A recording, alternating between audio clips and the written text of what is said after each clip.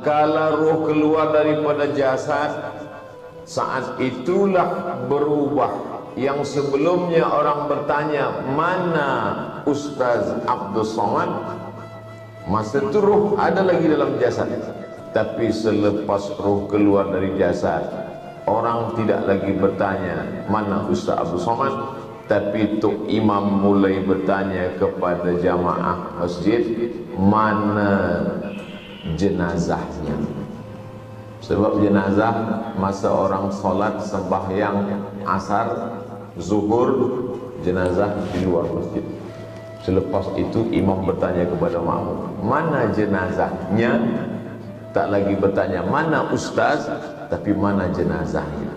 Sebelumnya orang bertanya mana ustaz fulan, tapi selepas roh keluar dari jasad, yang sebelumnya dipanggil, dihimbaulah dia kepada Al-Mukarram yang mulia, Al-Ustaz Abdul Somad.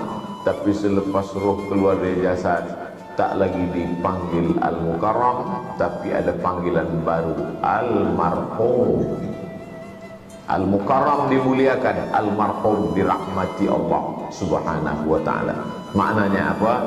Tinggallah rumah yang besar, tinggallah kereta yang mahal, tinggallah istri yang dulu katanya sehidup semati, rupanya sebelum Israel datang. Selepas Israel datang, aku hidup, kau mati. Tinggallah semuanya. Lalu apalah yang boleh kita bawa ke dalam alam barzakh, alam kubur itu? Wa naktubu ma qaddamu wa atharahum. Kami tulis semua amal mereka dan langkah-langkah tapak kaki. Langkah tapak kaki sembahyang subuh berjamaah, inilah yang akan menolong di alam kubur. Mengangkat tangan bertakbir, Allah usalli fardhu subhi rak'ataini adaan ma'muman lillahi ta'ala, Allahu akbar, itu yang akan menolong. Likulli sulama minkum sadaqah, tiap tulang-tulang nilai akan menolong. Subhanallah, subhanallah, subhanallah. Itu saja yang dapat menolong. Yang lain daripada itu tinggal. Hari pertama anak menantu, kawan, jiran semuanya menangis. Kenapa dia begitu cepat pergi? Kenapa dia begitu meninggalkan kita? Bilalah kita boleh minum kopi lagi, teh tarik. Tapi selepas itu semuanya 2-3 hari mereka lupa, 5-6 bulan mereka pun lupa. Selepas itu kita sajalah lagi yang menghadap Allah. Walaqad ji'tumuna furada, kamu akan datang menghadap aku, kata Allah, furada, sendirian. Kama khalaqnakum awwala marrah, sebagaimana kamu dulu keluar dari rahim ibu kamu sendiri, maka kamu pun juga akan datang menghadap aku bersendirian. Tak ada orang lahir boleh kembar berdua, tapi meninggal mati syahid beramai-ramai pun tetap akan menghadap Allah Subhanahu wa ta'ala dalam sendirian. Tajuk kita subuh ini adalah kebenaran Al-Quran tentang akhirat. Belum lagi kita hari kiamat, belum lagi menghadapi hari kiamat, maka ada satu kiamat kecil. Kata Nabi SAW, "Idza waqa'at 'ala ahadikumul qiyamah," kalau terjadi kiamat pada diri kamu. Kiamat terjadi di dunia. Mana ada kiamat terjadi pada diri kamu sendiri? Makna kiamat terjadi pada diri sendiri adalah kiamat sendiri mati. Orang lain hidup, kita sudah mati. Idza waqa'at 'ala ahadikumul qiyamah, kalau hari kiamat terjadi pada diri kamu, wa fi yadihi fasilah, di tanganmu ada anak pokok kurma, falyughrisha, tanamlah. Kamu sudah mau mati, tapi di tanganmu ada anak pokok kurma, tanamlah. Bila kita tanam kurma tahun 2020, bila kita boleh memakan buahnya? Kurma berbuah 15 tahun, 2035. Untuk apa kita tanam 2020? Kita tak akan bernaung di bawah daunnya yang rindang. Kita tak akan pernah memakan buahnya yang manis. Untuk apa kita tanam tahun 2020? Dia akan berbuah berputik tahun 2035. Yang makannya bukan kita. Ada burung, ada manusia yang bernaung di bawah daunnya. maka mengalirlah ke tempat kita. Itulah yang disebut dengan amal jariah. Oleh sebab itu, berpikir tentang mati ini penting. Ada satu nasihat yang tidak bersuara, yang tidak berbunyi, yang tidak berhuruf. Ada tazkirah dari ustaz bersuara, ada khutbah dari tok guru berbunyi, tapi ada nasihat tak bersuara, tak berbunyi. Dia adalah waqafa bil mauti wa'izah. Cukuplah kematian saja sebagai nasihat. Bila ada jamaah muslimin muslimat dengar tazkirah tak masuk ke telinga, mendengar khutbah tak menyentuh ke dalam hati, maka kata Nabi SAW, man syahidal janazata, siapa yang menyaksikan jenazah hatta tusalla alaiha, ikut hingga sembahyang salat jenazah, lahu qirat, dapat pahala satu qirat. Wa man syahidal janazata, siapa yang menyaksikan jenazah hatta tudfana, hingga dia dikuburkan ke liang lahat, lahu qiratan, dapat 2 qirat.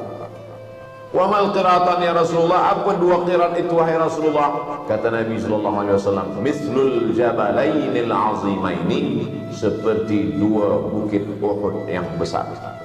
Apa guna kita ikut jenazah sampai ke liang lahat? Supaya mata menengok liang lahat yang kecil, yang pendek. Disitulah kita akan masuk, disitulah kita akan disemayamkan, dibaringkan, ditimbun. Selepas itu semuanya akan balik ke rumah, dan semuanya hanya tinggal kenangan saja. Mana yang boleh menolong kita? Yang boleh menolong adalah tengah malam bangkit tahajud, wa minal laili, dari sebahagian malam fatahajjad, lawan tidur, lawan kantuk, lawan mata, kerana itulah yang akan menolong di liang lahat. Selepas tahajud witir, usolli sunnatal witri 3 raka'atin lillahi ta'ala, itu saja yang boleh menolong. Raka'atal fajri khairun minad dunya wa ma fiha, 2 rakaat qabliyah subuh lebih baik daripada dunia dan seisinya. Tuan-puan yang tadi datang ke masjid, masa muadzin sudah qamat, qad qamatis salatu, qad qamatis salah, maka sudah kehilangan dunia beserta isinya. Maka qabliyah subuh boleh dilaksanakan selepas salat subuh. Selepas salat subuh buat qabliyah subuh, qada. Nabi SAW mengqada qabliyah subuh, tidak pernah meninggalkan qabliyah subuh. Rakaat pertama qul ya ayyuhal kafirun, rakaat kedua qul huwallahu ahad, khairun minad dunya wa ma fiha. Lalu kemudian salat subuh. Kalau qabliyah subuhnya lebih baik daripada dunia dan seisinya, apalagi salat subuhnya. Man shalla subha fi jama'atin, siapa yang salat subuh berjamaah, thumma qa'ada yadhkurullah, selepas salat subuh dia tak balik ke rumah, tapi dia duduk berzikir dengan Allah. Majlis kita ini majlis zikir, sebab yang kita baca ayat Quran, hadis-hadis Rasulullah sallallahu alaihi wasallam. Man qa'ada yadhkurullah, kemudian dia duduk berzikir dengan Allah hatta tatlu asyam, sampai terbit matahari. Terbit matahari sekarang syuruk 6.36. Tapi masa 6.36 kita tak boleh salat, sebab 6.36 syuruk terbit matahari disebut dengan qarnai syaitan, waktu 2 tanduk setan. Itulah waktu yang dipakai oleh kafir musyrik jahiliyah, menyembah berhala Lata, Uzza, Manat, Hubal, Jibti, Ta'ud, Naham. Maka kita lalukan dia lebih kurang 15 minit. Selepas itu barulah solat sunat isyraq, awal duha. Bila kita solat subuh berjamaah di masjid, duduk berzikir dengan Allah, selepas itu solat sunat disebut isyraq. Tapi bila tak cukup 3 syarat, awal duha. Salat isyraq baik, duha pun baik, bekal menghadap Allah Subhanahu wa taala. At-tafakkur sa'ah, berfikir sesaat, sekejap berfikir, khairun min qiyamil lailah, lebih baik daripada sembahyang sepanjang malam. Ada orang sembahyang sepanjang malam, dari isyak hingga subuh, tegak rukuk sujud, tegak rukuk sujud. Esok malam dia tak sembahyang lagi. Bila ditanya orang, kenapa awak tak tahajud lagi? Rasa-rasanya dah cukup bekal nak masuk surga Allah SWT. Tafakkur sa'ah, berfikir sesaat, apa yang akan kita bawa. Kita ni sedang di mana, berapa lama, akan ke mana, apa yang akan kita bawa mati menghadap Allah Subhanahu wa taala. Apa yang dicari Abdul Somad ke Kuala Belait? Betul. Apa yang dicari kemari jauh ke Kuala Belait? Tak lain tak bukan doa orang-orang soleh. Kalau sampailah berita kepada orang Kuala Belait, Lumut, Ustaz Abdul Somad dapat berita. Semalam ada berita Ustaz Abdul Somad dapat visiting professor dari Universiti Islam Sultan Syarif Ali. Orang Kuala Belait pun Masya Allah, Alhamdulillah. Dari mana dia tahu? Dari Facebook, dari WhatsApp, dari Instagram. Tapi ada berita lain, datang pula berita Ustaz Abdul Somad sudah mati, meninggal dunia. Innalillahi wa inna ilaihi raji'un. Orang Kuala Belait semuanya mengirimkan Al-Fatihah untuk almarhum Abdul Somad. Al-Fatihah. Jangan kirim sekarang, belum lagi. Itu sajalah yang diinginkan dari bersilaturahmi. Maka selalu kita datang ke masjid solat berjamaah. Supaya apa? Supaya manakala datang berita kita sudah mati, orang tahu mana si fulan yang dulu selalu dengan kita, yang selalu di saf awal, yang selalu di ujung, yang selalu solat, yang selalu berjamaah, yang selalu bertarawih, yang selalu baca Yasin. Dia sudah mendahului. Dia akan doakan Allahumma fir lahu warhamhu wa'afihi wa'fu anhu. Tapi ada manusia tak pernah datang, tak pernah, tiba-tiba hilang. Memang sudah lama dia hilang. Orang tak tahu bila dia hilang, bila dia pergi menghadap Allah Subhanahu wa taala. Tidak ada bekal yang paling baik adalah kecuali salat, salat, salat. Inna awwala ma yuhasabu fil 'abdu yaumal qiyamah. Yang pertama kali dihisab, dihitung, dikira dari seorang hamba adalah salatuhu, salatnya. Idza salahat, kalau salatnya baik, salahal amalu kullu, amal yang lain ikut menjadi baik. Wa idza fasadat, kalau salatnya rusak, fasadal amalu kullu, amal-amal yang lain pun ikut menjadi rosak. Tidak akan mungkin atap kubah ini elok kalau tiangnya lapuk. Kenapa tiang tegak berdiri kubah? Sebab tiangnya adalah tiang-tiang yang kokoh. As-salatu imaduddin. Salat adalah tiang agama. Yang pertama kali ditanya nanti adalah salat. Dunia ini sementara, sampai masanya akan terjadi hari kiamat. Amma yatasaalun. Mereka bertanya-tanya tentang hari kiamat. Anin naba'il azim, tentang berita besar bahwa dunia ini akan hancur. Alladzi hum fihi mukhtalifun. Mereka ada yang mengatakan dunia ini tidak akan kiamat, dia akan kekal abadi, selamanya akan seperti ini. Hum yakhtalifun. Kalla, kata Allah tidak. Kalla, sekali-kali tidak. Kalla saya'lamun. Mereka nanti akan tahu bahwa masanya tiba, dunia ini akan hancur berkeping. Idza sama'un fatarat, langit terbelah. Wa idzal kawakibun tasarat, planet hancur. Wa idzal biharu fujirat, lautan diletupkan. Wa idzal biharu fujirat wa idzal qubur bu'athirat. Semua yang dikubur akan dibangkitkan tegak berdiri menghadap Allah. Yaumal taffatis saqu bis-saq. Hari itu kaki berjumpa dengan kaki, betis berjumpa dengan betis. Kenapa Allah tak mengatakan lutut berjumpa dengan lutut?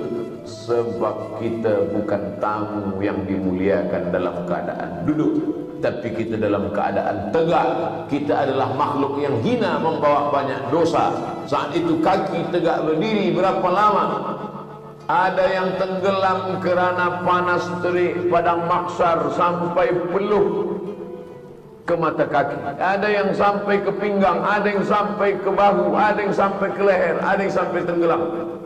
Akhirnya mereka datang menghadap kepada Nabi Adam alaihissalam. Adam, kami tak tahan tegak lama di padang mahsyar. Menghadaplah kepada Allah Adam, supaya Allah putuskan mahkamah, supaya Allah buka pengadilan ini. Apa kata Adam? Aku tak sanggup menghadap Allah. Aku malu menghadap Allah. Sebab dulu Allah berkata, la taqraba hadhihi syajarah. Jangan kau dekati pokok kayu ini. Aku bukan hanya mendekati, tapi aku makan buah-buah kulitnya. Mati.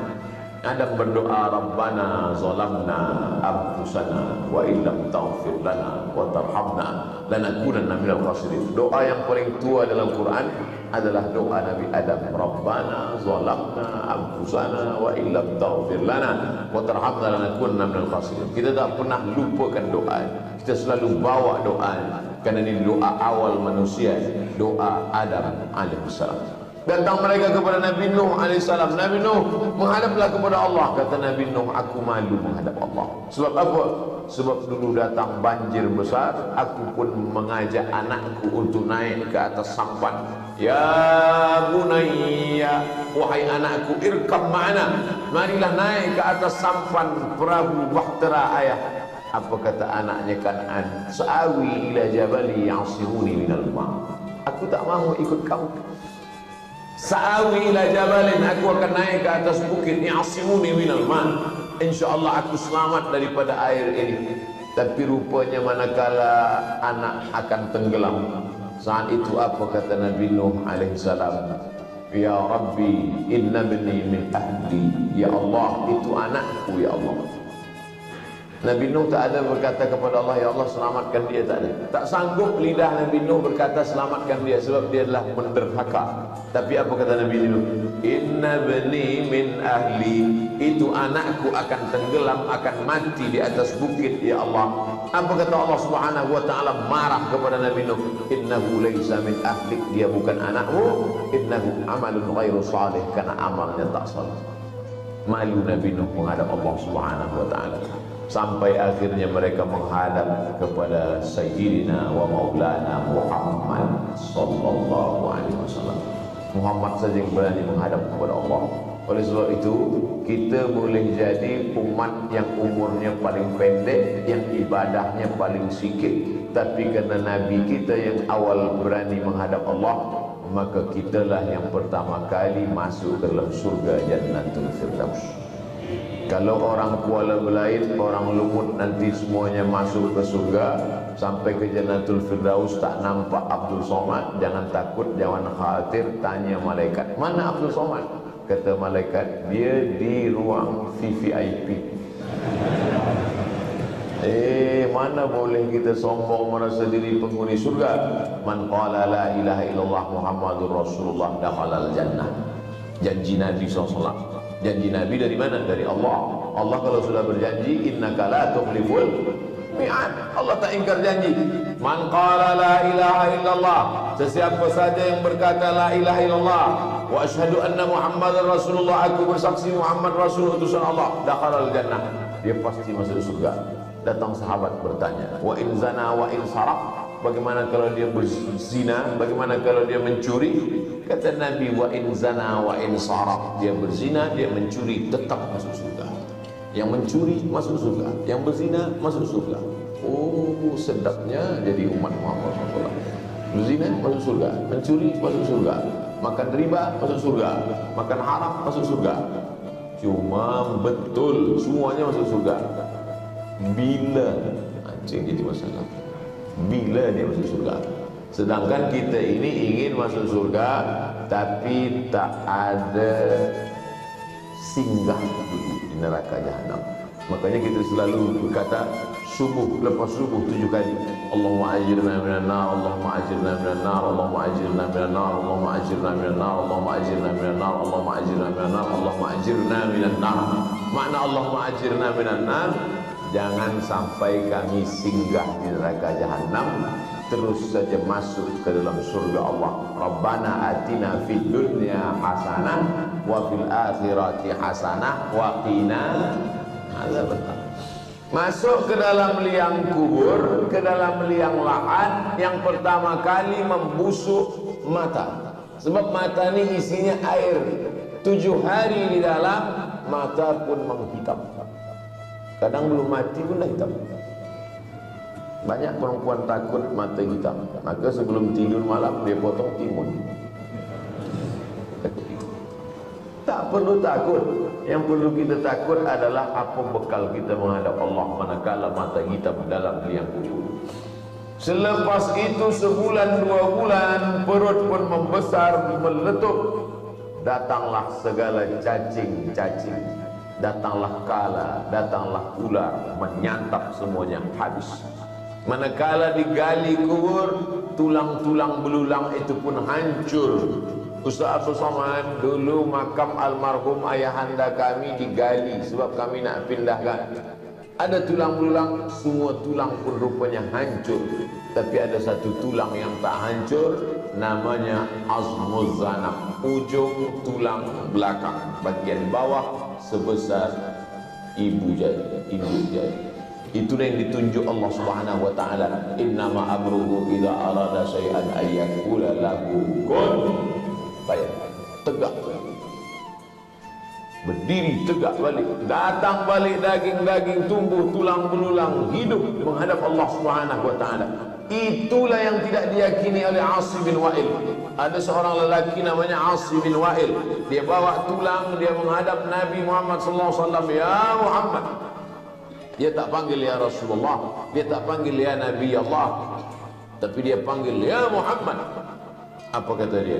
Ayuhya rabbuka hadzal 'idhama ba'da ma baliya wa ramman.